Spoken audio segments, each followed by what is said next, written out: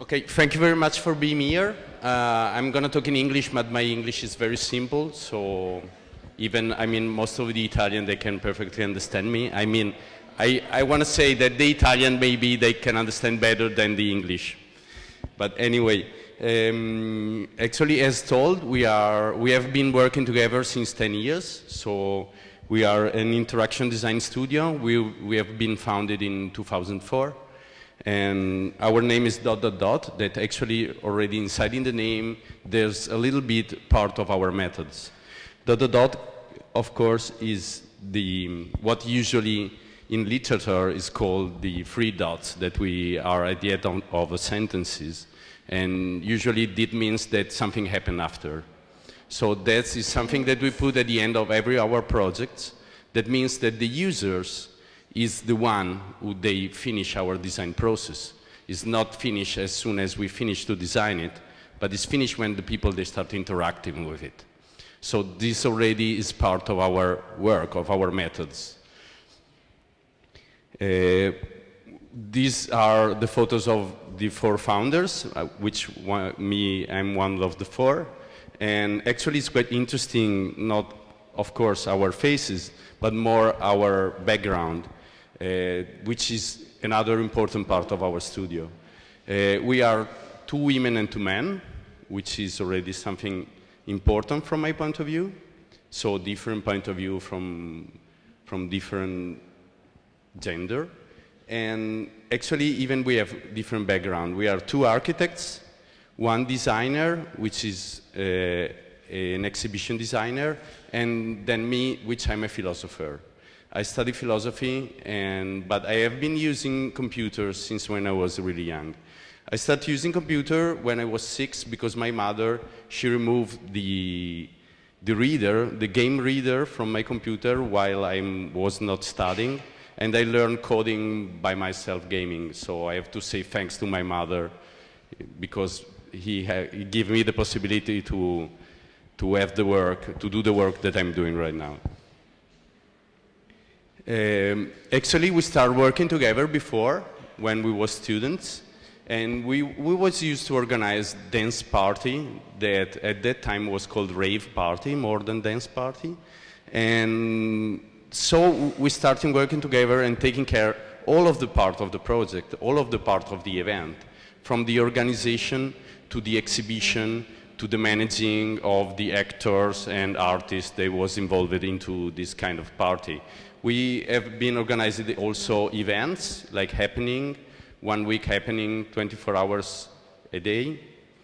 And because of that, we are a team that we are used to work together since a long time. After our studies, we had a little period of experience in other studios, and then we chose to start working together and found our own studio. And because of that reason, one of the first interaction that we had to do, because we was almost 29 when we start having the studio together, we start building and doing by ourselves everything. We rent a space which was quite a big space in the beginning, but we was quite confident that at least we can have a very good party there inside. So even if we will be not able to find any job, at least we can enjoy the spaces. And so we start working and interacting with the space first. Another very important part of our studio is the kitchen. Maybe because we are Italian, and so as you may know, food is something very important as family in Italy. And we can be considered a sort of family as well. But the most important part of having a kitchen inside in the studio is sharing many other things more than just project together. I mean, right now in our studio we are 12 people, so 4 of us plus other 8 guys that they work together with us. And we share a lot of part of our life together, so around 8-10 years per day. So even sharing this part is something very important. And another important thing is food design in this case, that most of the people, they start using this word, from my point of view, it doesn't have a lot of meaning, but anyway. Food design in this case is part of, is one of my favorite and best interaction design ever. Because it's something that you made in a couple of hours, working and cooking and preparing, and in half an hour, 1 hour, it completely disappears. So it's a good way, even if you make some mistake, it disappears in 1 hour or 2 hours. That's not bad. If you are doing architectures, it's not the same. If you do some mistake, they stay there longer or for years, tens of years. One of the reason why we choose this kind of spaces, this kind of space, is because one of the most important things in our methods is prototyping. Prototyping, from our point of view, is really part of the design process, but not as the end of the design process, but is the beginning of the design process. We used to say that usually when we design something, we do 3 concepts. That means one concept, then prototyping, then back to concept again, then prototyping again, then back to concept again, then prototyping, then definitive design and executive, and then prototyping, final prototyping. So prototyping is really a way that we used for designing, for creating something, which maybe from our point of view, or for our job, kind of job as interaction designer, is very important, because one of the most important things is the user experience. But let me say that the user experience is not only part of the interaction design, but is part of the everyday life. So prototyping is very, very, very important. Because of that, we had a studio which is more a laboratory, a workshop, more than a studio, of a design studio that maybe you are more used to seeing. I would like that, if you want, we can make this conversation more interactive, so don't be afraid to use your hand, and if you have any question, please. I would like to show you some selected projects that we did in the last few years. This is a project that is a work in progress project. It's a museum that we started working on this museum 2 years ago, in 2013. But we are still working on that. It's very nice. It's one of my favorite projects ever. Because we did this museum for a very small foundation in a very small village in the middle of nothing in Italy. It's a 4,000 inhabitants village, so it's very small. Nobody knows it, I mean the village. But in this village, there's a jewelry, which is this foundation that, and the core of this foundation is collecting diaries. They collect diaries since 1985, and they already collect 7,000 diaries. Of course, all of the diaries, they have to be written in Italian, so not only from some Italians born in Italy, but they have to be written in Italian. And they collect these diaries, and they archive it, and they digitalize it, and they make it available to everybody.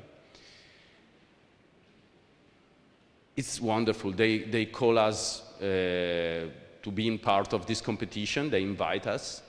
And I was there, and I was really, really fascinated by this person who they are managing this archive that I didn't know that wasn't existing before. And they are really passionate about their work. Most of them, they read quite all of the diaries, and they know one by one the history. They start telling you the history that they collect and they archive. It's very fascinating. So this is one of the, let me say, render, even if we are not used to render nothing, because it's one of the worst things that we hate using renders. There's a reason why, because if you want, I can explain you very fast why we don't use render at all. Because from our point of view, most of the exhibition design, especially right now, they looks like render. It's not the render that looks like the reality. So it's quite strange. As soon as you show, or as you present a render to a client, which is very cold most of the time, which is very digital, very clear, very perfect, after then, the client is going to expecting something exactly like that.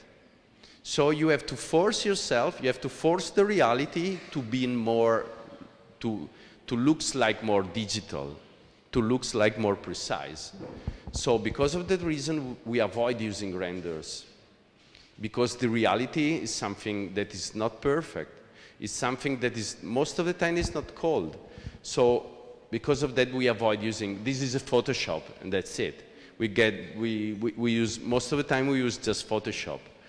Or when we use 3D modeler, when we use 3D software, we use most of the time SketchUp. And we just leave the concept of the space as concept, not as, it doesn't have to look like a reality. Isn't it? You didn't realize that most of the renders, most of the exhibition design that looks like render right now? But then how do you present it, right? You use just the concept with the Photoshop when you explain it? That's a good question. And the answer was at the beginning. We present them a prototype. We present them a prototype, but which most of the time is, it can be a maquette, so a small model of the real spaces, and with some working pieces. So, for example, we had, in this case, I will explain you while I'm showing you the project.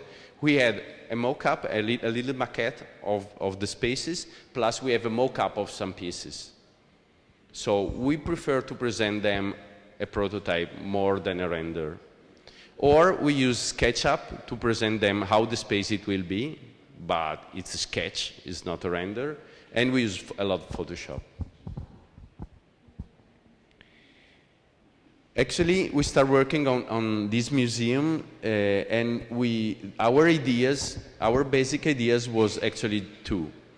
One, is the idea that in all of our minds, there's this idea that the diaries, they are in the drawers. That we discovered that it's quite diffuse, that everybody having this in his mind that the diary is hidden into drawers.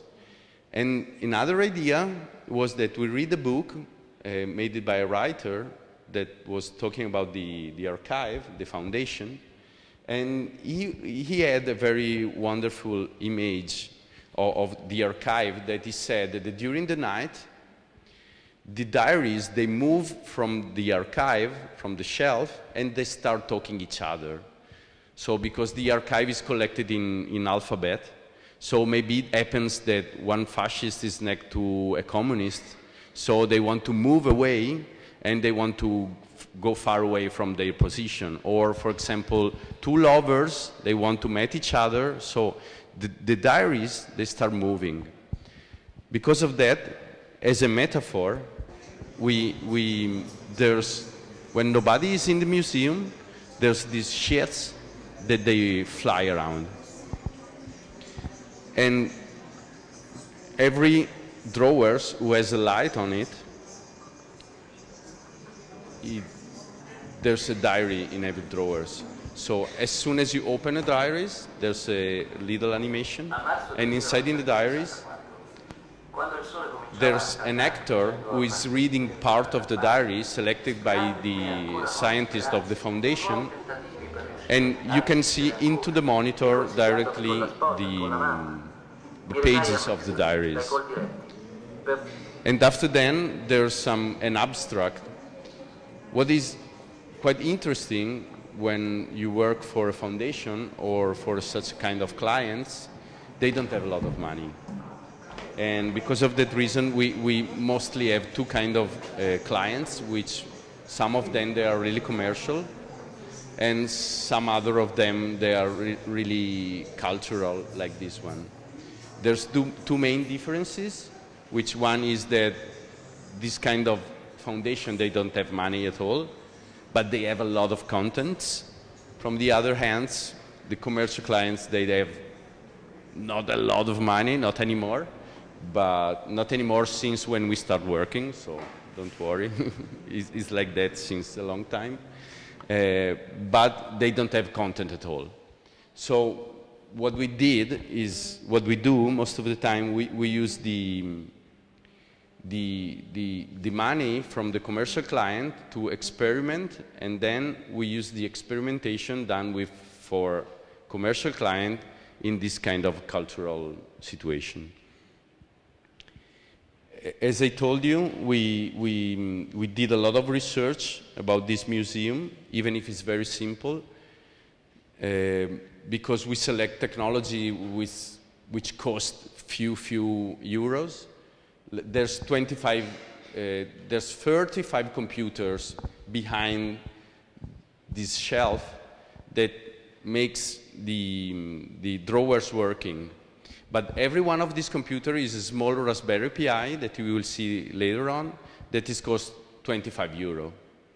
So in order to manage the entire archive, they spend around 1,200 euro of technology plus a computer, which is a server, plus 4 beamers, projectors, that they project the sheets that is moving around.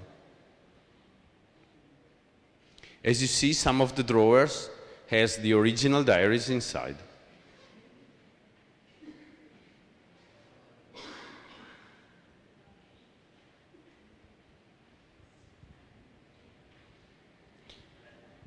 Even the interaction with the drawers, we avoid using touchscreen because they are usually expensive. So if you see, there's a little shadow here, that they are free sensor, that they cost €3 each. And thanks to this IR sensor, the small computer is able to understand when there's a hand, and so it simulates a touchscreen. But we was able to create a touchscreen with €9. So if you know how to manage technology, there's a possibility to create, I mean, let me say, very nice things even with a few amount of money. This is an example of the animation that starts as soon as you open the drawers. Another very important things of our method and our installation, especially when you are working on interaction design, is that even if everybody used to manage this kind of devices, that they're supposed to be simple, like iPhone, for example, is very well known for being user-friendly. To start understanding how it works, it's going to cost us at least, let me say, 10 minutes or maybe half an hour for reach the full functionalities. But as soon as you are in a museum, or more if you are in a fair, you don't have 10 minutes, you cannot ask 10 minutes to the visitors for making them able to understand how your installation works. So most of the research that we did is done on finding the simplest gesture or action or interaction with our object that they have to be familiar, and the users, it has to be satisfied as fast as possible.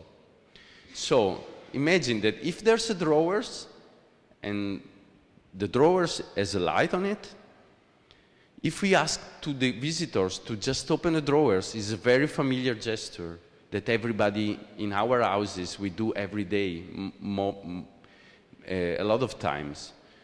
And as soon as you open, happens something that is around magic, or let me say, right now quite usual, but happens something and you start discovering the contents immediately without interacting with a touchscreen.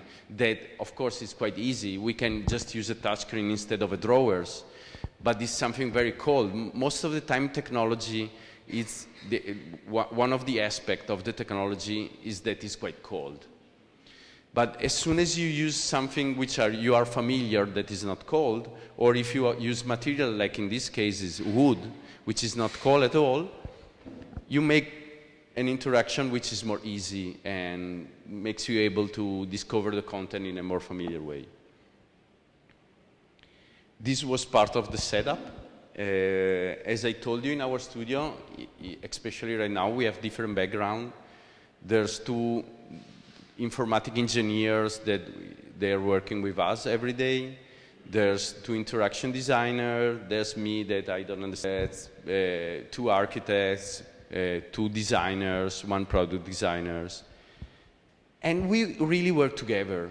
So it's not that the designer or interaction designer, that they design interface or usability and so on, and then they move to the technician and they say, I want something like that. It's an interaction every day. We design the concept all together. And all together, the technicians start understanding how the design process is, and the designers start understanding how the technical part is. So it's very important, and I want to be back to the having lunch together is one of these very important parts. That's me and Vittorio and Filippo during the installation of the museum. That most of the time, most of our solution, they are custom.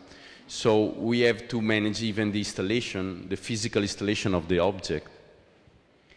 Even most of the time, we never know until the end if it's working or not, even if we're prototyping a lot. This is the small computer that I told you before. This is a Raspberry Pi. That computer can be managed with Linux and can be programmed with Python. And most of the software that they contain is open source. Open source is really another very important part of our work. I'm used to say that 99% of my knowledge comes from the web and come from open source philosophy. I've been working since 10 years thanks to open source. And from my point of view, my experience is exactly the experience that I want to say, that open source is not connected to the word free. Because I'm getting money from my studio every day, every month, I'm getting money, and I release and I use open source software. So there's a way how to manage and how to be open source, even collecting money somehow. But being open source opens you thousands of the opportunities that you never know until when you don't try it. As I told you, I'm part of different communities, and I'm used to release my software at the end of every hour works in open source way, because I'm using a lot of parts of different software or libraries made by the communities. So the only little things that I can do is give them something back. And this is more than just giving them something back. It's even a way how to be considered by the community. If I need any help, I just open my computer, ask to the community using forums, and in a couple of hours, I have the answer there.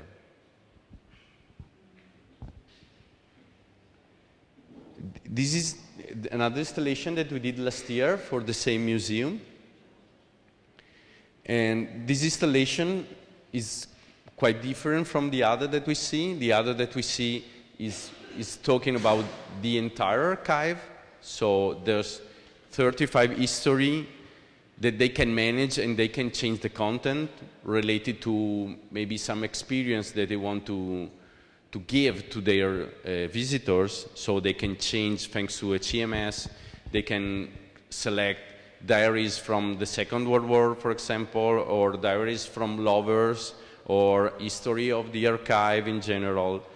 So they can manage different histories and diaries in the first part.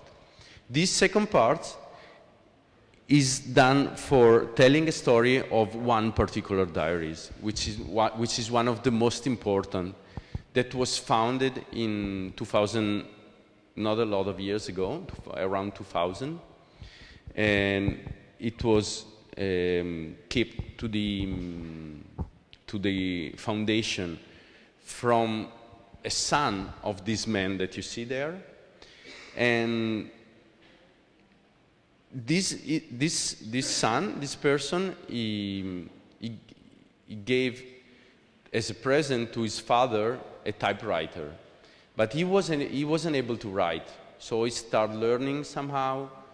He's Sicilian, so even he cannot speak proper Italian. He was speaking a mix between Italian and Sicilian, but at the end he wrote this amazing diary. And when his son was bringing the diary to the foundation, he said, "I don't know if it's interesting, but I found it into a drawer of my father, and I would like that you collect it and that you archive it."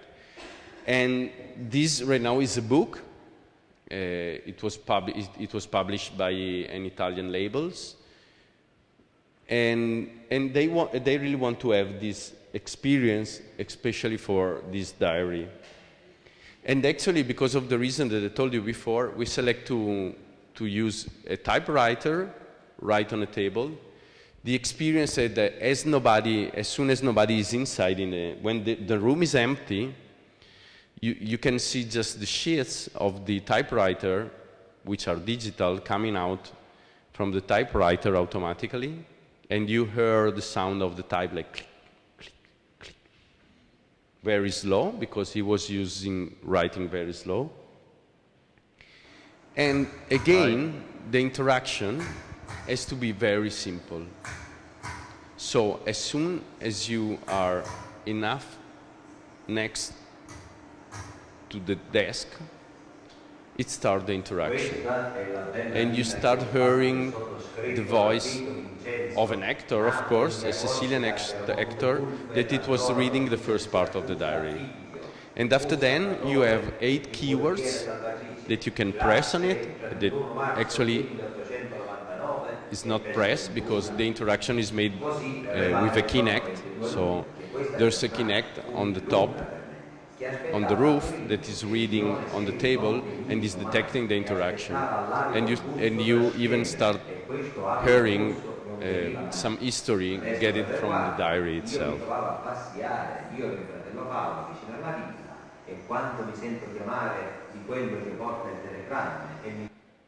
Any question? Okay. I'm quite clear then.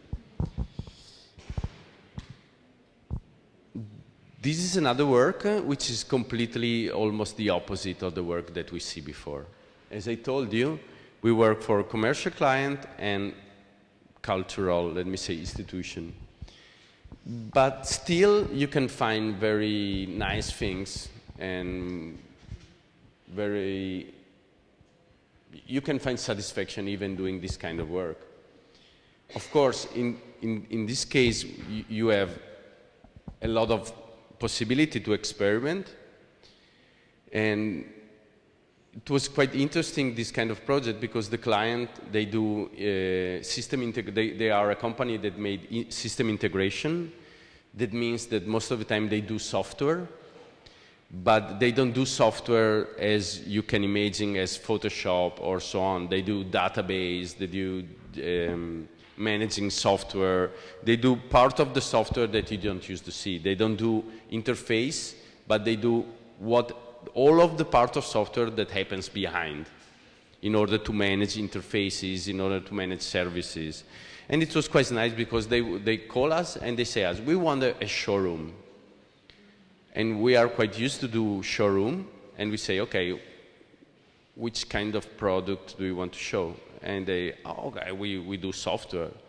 And we say, oh, okay, interesting, but there is any interfaces or something to show? And they say, oh, no, our software, they don't have interfaces. Interesting. So this is quite a big company, and we suggest them to show more the possibility that the client they can have with their company more than the product, because it's quite difficult or almost impossible to show their product. Because we did some interviews inside in the company. The company is quite big. They have 7,000 employees. It's all around Italy and all around Europe. Is it called engineering? They do really some boring stuff, engineering, something like that. And again, the showroom is inside on one of their data center. Data center is something that most of the time they have been loved just by nerds. Is a sort of bunker, a sort of house without any windows, full of computer inside. And one part of this data center, they asked us to design a showroom inside in this data center. So even the location was quite difficult to manage. And because of that reason, we select to create this huge table in the middle, and we suggest them to create even a scenario behind it. This is just part of the scenario that you will see, which is behind the table. Maybe it's better in the next. And we suggest them to show the power of the company thanks to the connection between the different works. So we really did a lot of work designing the interface and designing the user experience of the clients, keeping in touch with their company. Because we asked them, okay, how do you sell your products to your clients if you cannot show them interfaces, they're only services? And they told us, we engage our company because we have a lot of solution for them. And we said, okay, how do you show the solution? The solution is because we have a lot of power, we have a lot of knowledge, we have a lot of differences. And because of that, we select to show every project that you can select on the interface. It shows the connection between the other projects. So we create this huge interface which can be managed by more than one user per time, and is a multi-user interface. It's 6 meters long per 1 meter.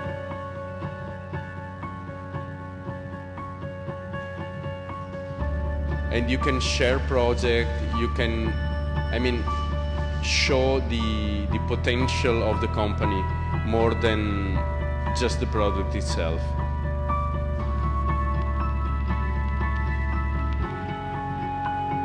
Especially this interface, this table can be used in two different ways. Which one way is the collaborative, so everybody working all together around the table. And another way is, let me say, as I'm doing right now.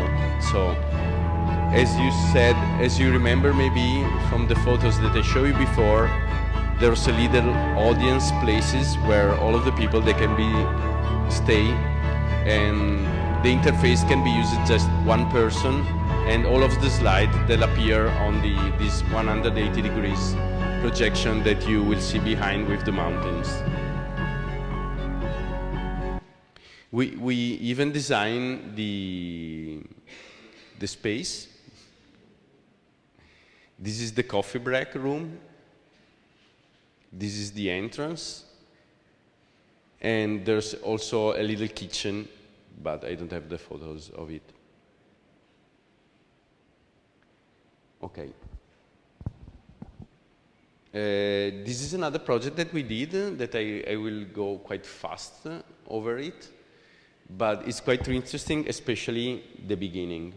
We was invited to be part of this competition quite a lot of years ago, 5 years ago. And this is the train station of Casa Italo. This is the new fast train in Italy, apart from Trenitalia that maybe some of you already get. But what is interesting of this project, that we realize that the people, they are more in touch with information if they interact with it. That's the reason why they start, as Ali told at the beginning, they start calling us for working in a museum. Because most of the designers, they realized that if you are passive, if you just see the information that coming to you, you don't really get it, or you get it less than if you interact with it. If you are the actor that asks to the installation or to the object to telling you the story. So if you are interacting with an object, the object it becomes immediately part of you. So we use the same logic for presenting to the clients our concept. As I told you before, the question was, how do you present to your client the project? For example, in this case, it's quite clear that we create this mock-up, which is not a real mock-up of the space, is not a render at all. And we select for main part of the project that we would like to have a focus on it, for example, the wall or the floor. And we ask to the client itself to select the one of this part that he prefers and to get it and put it into a specific area, which is, let me say, interactive area. It's very simple technology, it's RFID that everybody of you are used to when you go to the bus or to the metro station with the card that does beep beep. That's RFID, very stupid technology. And as soon as the client started playing with this mock-up, it was discovering the project step by step. This is just a little part of the video done in stop motion for presenting the wall, in this case, for example. We passed the first selection, and there was only 2 studios that was presenting their last ideas, and we create a new mock-up, a new maquette, interactive maquette, and we again asked to the client. Of course, this maquette was focused on the wall, which was, from our point of view, one of the most important parts of the project. And we asked to the client again to show themselves the project. So this interactive maquette has 4 different characters that represent the time that the people spend at the station. And just selecting the character, you can see this character, which kind of action it can do, interacting with our spaces and with our wall. I don't know if it's because of this or because of our project, but at the end we won the competition and we start prototyping. Actually, because of the reason of the size of this kind of project, we prototype together with the contractor, which was Cassina, quite well-known companies, furniture companies, and we start prototyping everything. What is again nice of this kind of project, that it looked like quite simple. Is there anybody of you that was inside in this station? Nobody. Just Milano, Milano, Milano. Okay. You never move around Italy. Okay. That's correct, you are a student, you have to study a lot. Just stay. Okay, this is the mock-up. What is interesting that even if it looks like quite simple, all of the contractor or the suppliers that was being involved in this project, they used to say us as first answer, is not possible. And we start with diplomacy somehow, start working with them, explain that maybe it's possible, you should manage it, and so on and so on. This is the mock-up. And this was the first installation that we did in Porta Garibaldi. And we worked together with the company, German company that built the ticket vending machine that we discovered. We know it before that. Is there anybody of you that has experience with this kind of machine, coffee machine, vending machine, or this kind of things? Cool, better, because the first thing that they say that most of the time is not possible to design it. because they have some very strict rules that you have to respect. And they say, but I would like, no, it's not possible. But if you, no, it's not possible. But can a little curve? No, it's not possible. Okay. Because of that, we say, but if you put a glass in front of it, is it possible? And they say, oh, a glass in front? Yes, it's possible. So, but another thing that and we said, but we would like to use 55-inch vertical monitor. It's not possible. As usual, but we convinced them somehow, I don't know, and at the end they was quite happy, and we was able to non-design this ticket vending machine at all because it was hidden behind this glass. And other things that we were together with this company that they do LEDs monitor, and we say, we would like to have 75-meter long LED strip, 40 centimeter high. It's not possible, of course. They told us that it was not possible, so we start prototyping with them in the company. And at the end, they was really amazed and really proud about their project, hopefully. And they was able to manage 75-meter long LED strips. And we use it in a quite strange way. So we put the LED strip behind the glass. So they really looks like projection. One interesting thing, being interaction designer, it doesn't mean invent new technology. It more means invent a new way how to use ready-made technology. A new way how to use technology may be used by industrial companies or by other companies. So invent a new way how to manage technology more than invent new technology. For example, LED strips is something very old that exists since 80s maybe. But this is quite interesting and maybe new way how to integrate technology with architecture, with spaces and so on. Another thing is that these are the ticket vending machine that I told you before, one of the non-possible projects. And there's a radar sensor here because this company, they don't sell an amount of tickets as Trenitalia sell. They have only 25 trains. So most of the time, there's nobody in front of the ticket vending machine. So we suggest them to use the monitors of this ticket vending machine as advertising during the time that nobody's in front of the monitor. But as soon as somebody is next to it, next than 1 meter to it, it automatically switches to ticket vending machine. Okay. I'm talking too much. 42 minutes already. So let me switch, let me jump this project. I want to just stop on one part of this project, which is a project that we did for a museum. And we managed the entire exhibition design, which was on end. And as you see, the inspiration of the exhibition design was on that, like that. And we did this very simple installation that comes from an experiment that we did in our studio. Does anybody of you that know Kinect?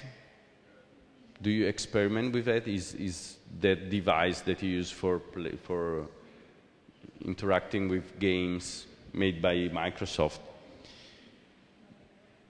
We was not really interested in just recognition interaction, but we discovered that Kinect is a quite cool 3D scanner if you know how to manage it. And we create this is a photo booth, let me say, but a 3D photo booth. And so if you stay there and you press on a button, it's going to take a photo of you or a 3D scan, automatic 3D scan of you, done with this technology that Kinect actually costs €80 each. So with 3 of them, we was able to create this 3D shape. Of course, this is my partner, Fabrizio, one of the partners of the studio. and is not really a cool subject for 3D scan because of their air.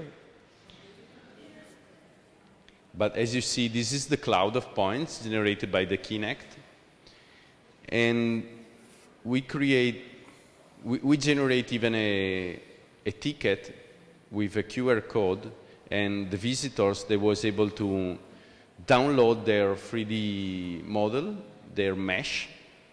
And we did this because inside in the museum there was a Fab Lab, so a place where the people, they can go there and asking them for printing their little body.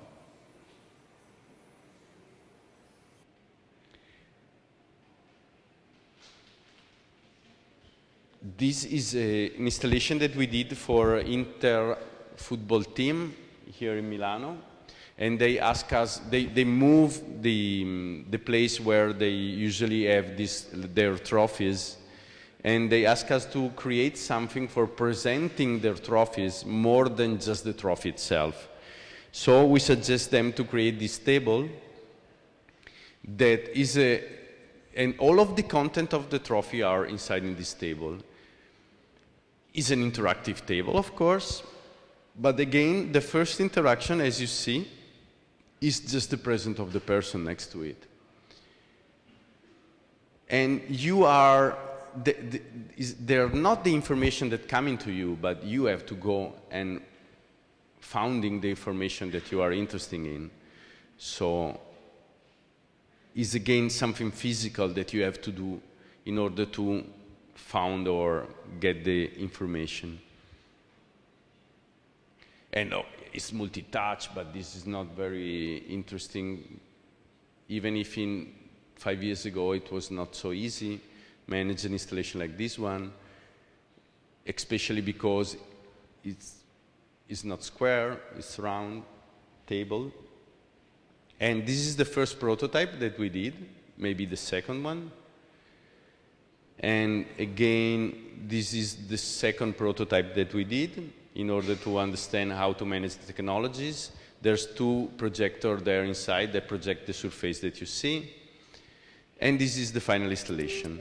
There's another interesting part of this installation, which is again not the interface, or not only the interface, but the first thing is that the interaction that starts as soon as you are next to the table. And the second and maybe more interesting interaction with the space is the fact that as soon as you select the trophy in the room light up. So you have a relation between the physical and the digital.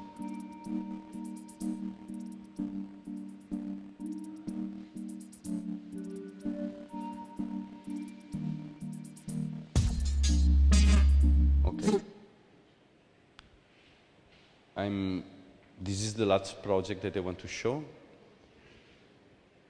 And it's again on the relation between digital and physical.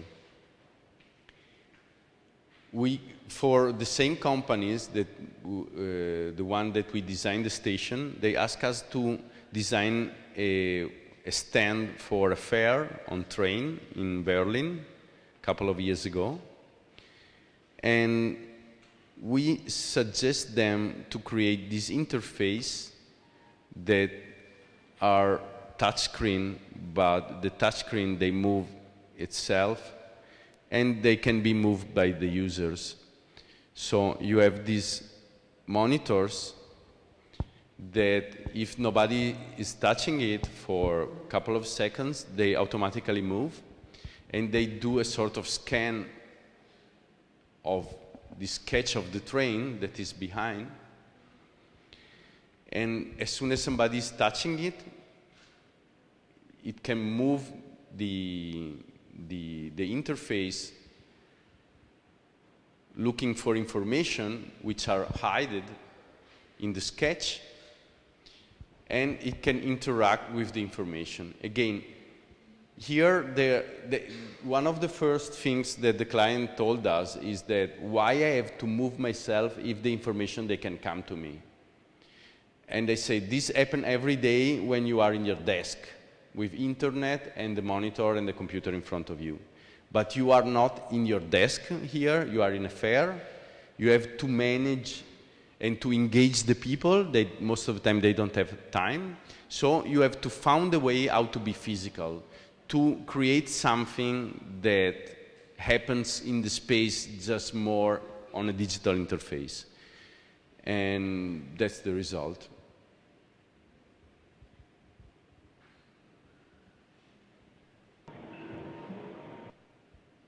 We did the same installation for Samsung for 1 year before, but bigger and made with 6 monitors.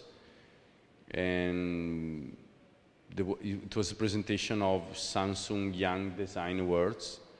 So there was, we are quite good friend of Massimo Banzi, which is one of the inventor of Arduino. Is there anybody of you that doesn't know Arduino?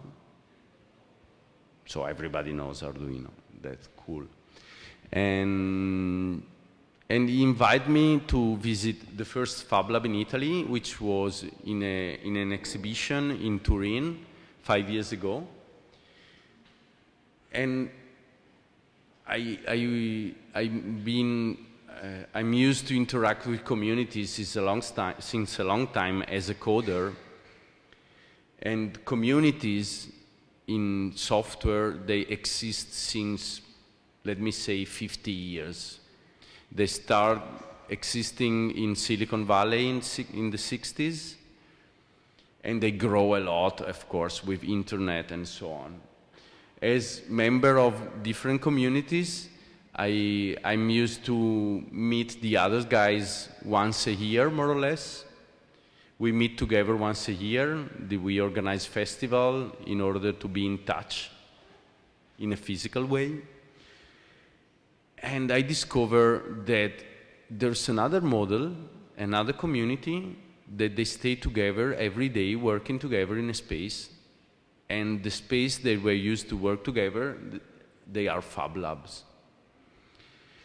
In these 10 years of working, thanks to communities, there was next to 50 people that comes to our studio helping us developing part of the project that you saw.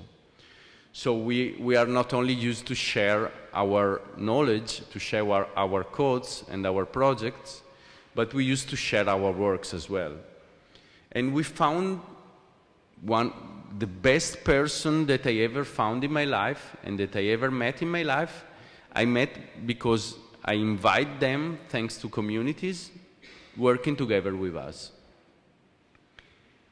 It's an incredible experience, and because of that reason, we change our space right now.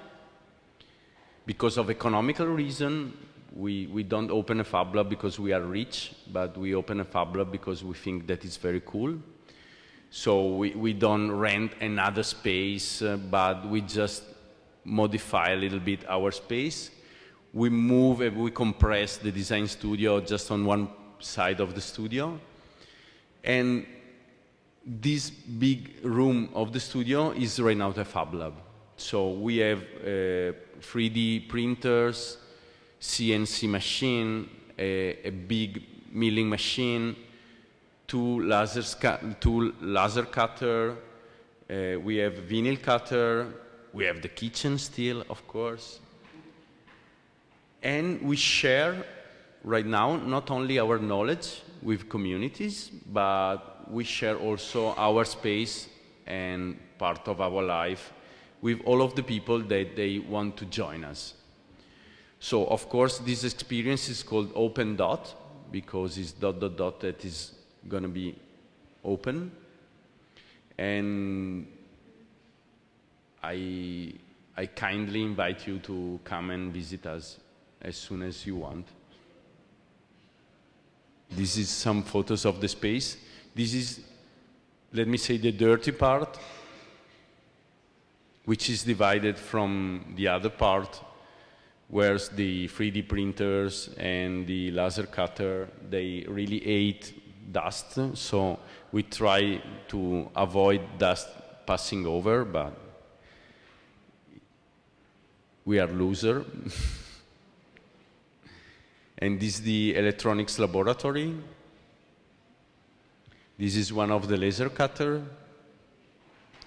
And this is some of the person that join us every day. Thank you.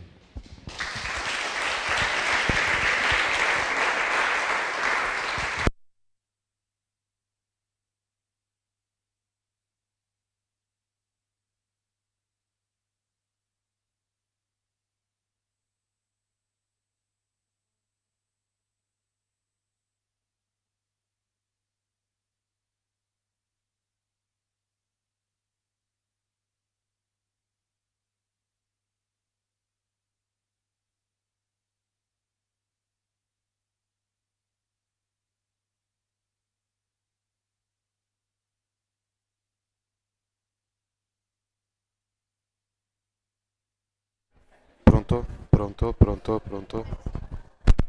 Ok. Cosa per rispondere?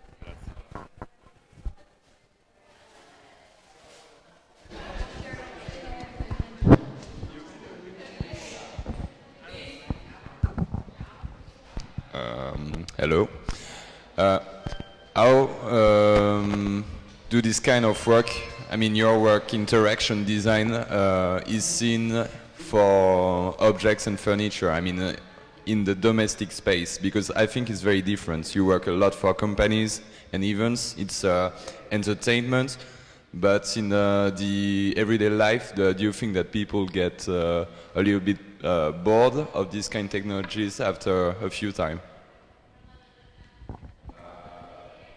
How do you know it?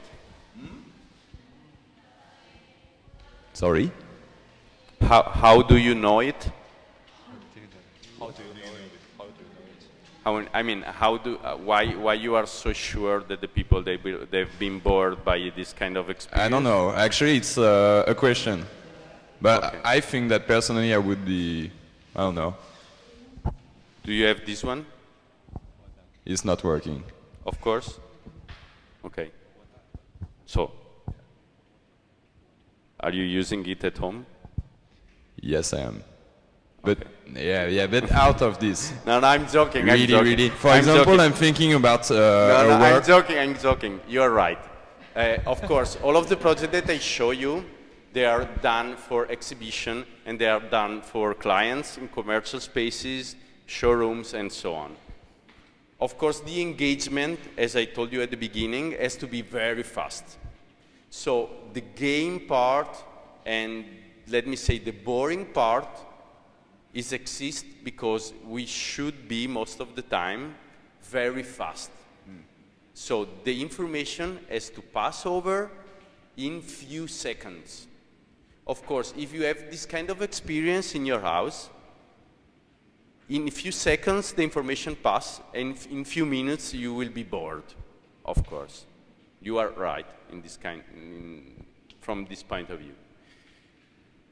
In buildings and in home situation, in private situation, I think that one of the most interesting research that the interaction design is doing right now is on Internet of Things. So the interaction that happens thanks to your everyday object and thanks to your everyday life with other people's, thanks that passing through the object. Yeah. But again, more. The most interesting things of Internet of Things is that the interaction that they're gonna happen through object. So the answer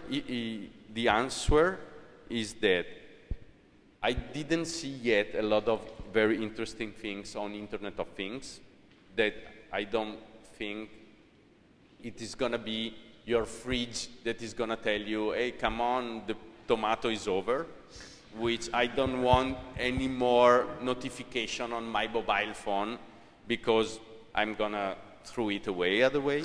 So I don't think that the Internet of Things is question of the object that interact with you, but maybe the object they start interacting each other.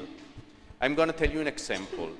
Everybody of us, we used to have in our houses a lot of things that we don't use or that we don't use anymore.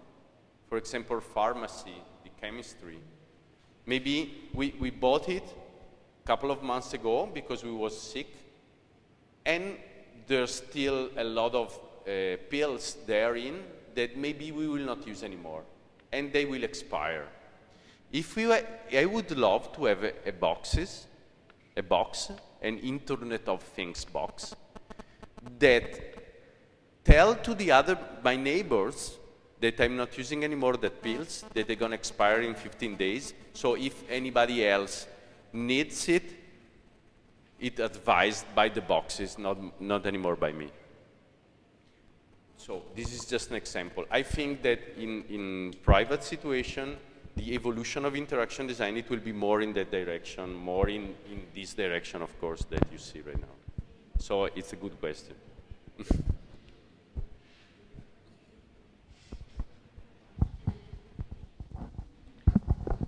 Hi, can you please tell us a little bit more about the Fab Lab? How does it work? How do you make it work? And also about the tools that you use for prototyping in general for your clients? Okay. How we make it works, I still don't know. How it works is there's a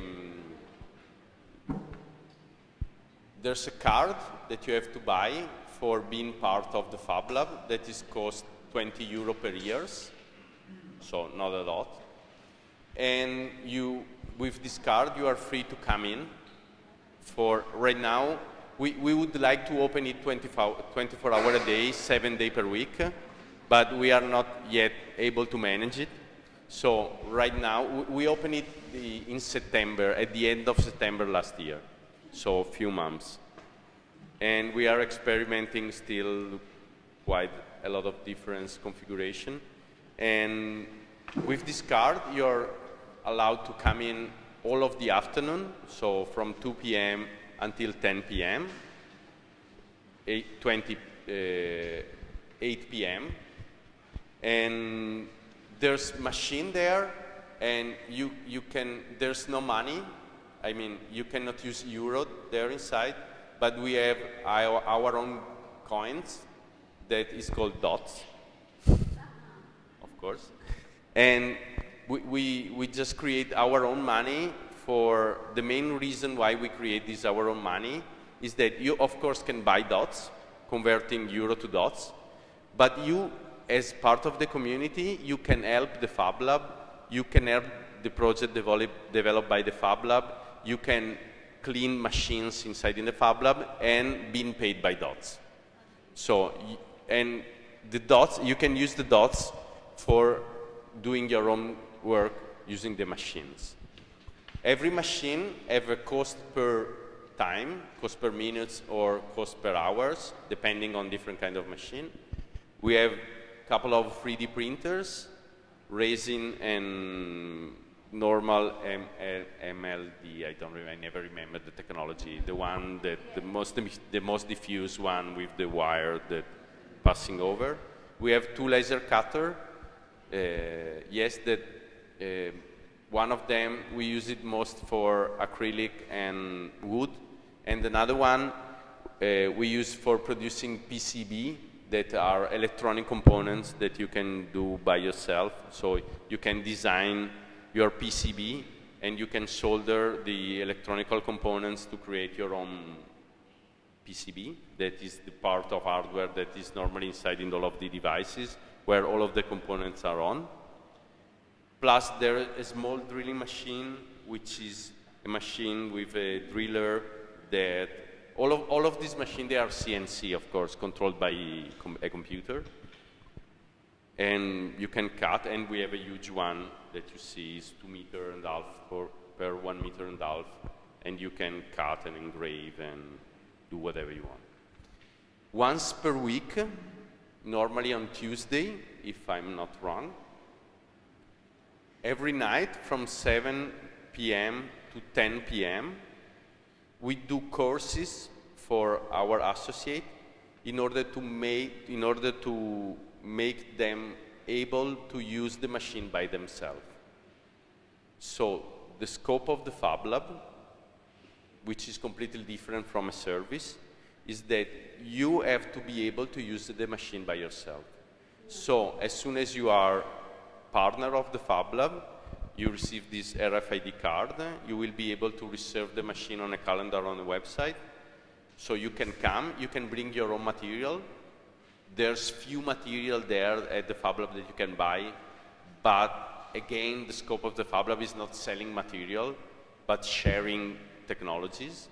So you can bring your own material. During the courses, of course, we do courses every week.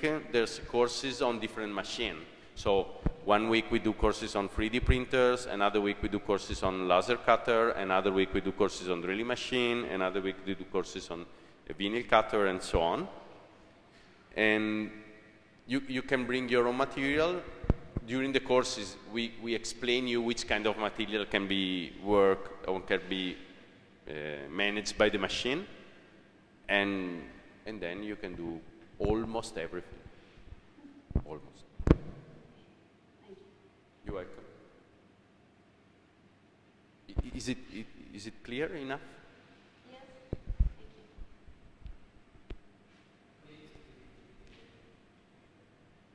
you. There's quite a lot of students that come to the Fab Lab, and especially I'm used to be teacher as well. And in the last courses, most of the time I do workshop more than courses, so very compressed 2 weeks from the idea to the prototype, of course. And in the last year, I bring a lot of students doing workshop inside in the Fab Lab more than on the university, which the university, they are not very happy about. And to go to the lab, we just drop by, or we have to send an email, make an appointment? Say again, please. I cannot hear you.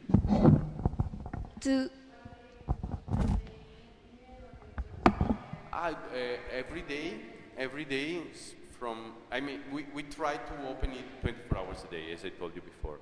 But of course, it was just for the already partners, already people that already has the card. If you don't have a card and you want to visit us, from Monday to Friday, from 2 p.m. to 8 p.m. And there will be somebody there that maybe they say you, oh, okay, just a second, I'm coming. Can you sit there? Do you want a coffee? Please, I have to finish the work in there. I'm going to explain you what do you need, so on. It's quite a mess, but it's a nice part of the Fab Lab. It doesn't look like really, really professional, but happens very, very cool things there inside.